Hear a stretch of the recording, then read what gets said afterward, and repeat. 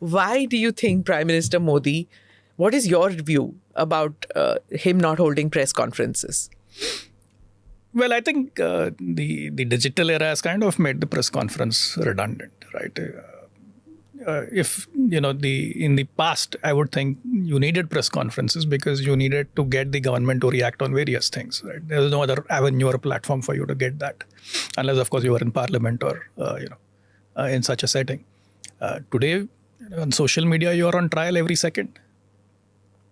Like you said, BJP over communicates. It's over communicating because it's also reacting to questions that are coming up all the time, right? And this fact check has to be done. That has to be clarified.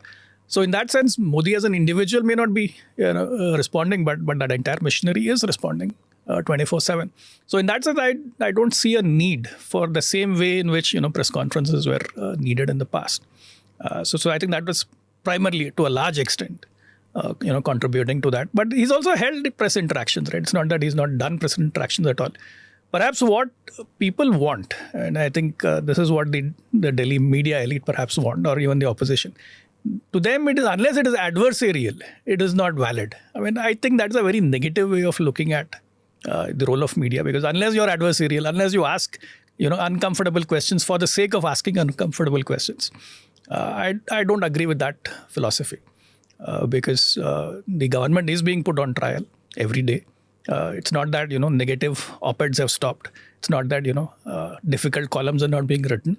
So the government is on trial all the time. It is just that the manner in which the media elite feel satisfied that unless it was an adversarial a gladiatorial interaction with the Prime Minister, it doesn't count. Gladiatorial interaction is the one-on-one interviews which are held. In a press conference, how can it be gladiatorial?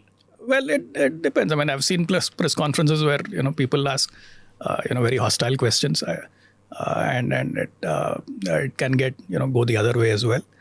But that's where the Congress says that, look, at Rahul Gandhi, he takes all the hostile questions. He's such a brave guy. But then he also, I remember the recent press conference where he started calling the journalists names. And so I don't think any side comes out looking better on this count. To me, I don't think it matters as much, because as far as putting the government on the dock, asking the hard questions, getting responses, it is happening 24/7.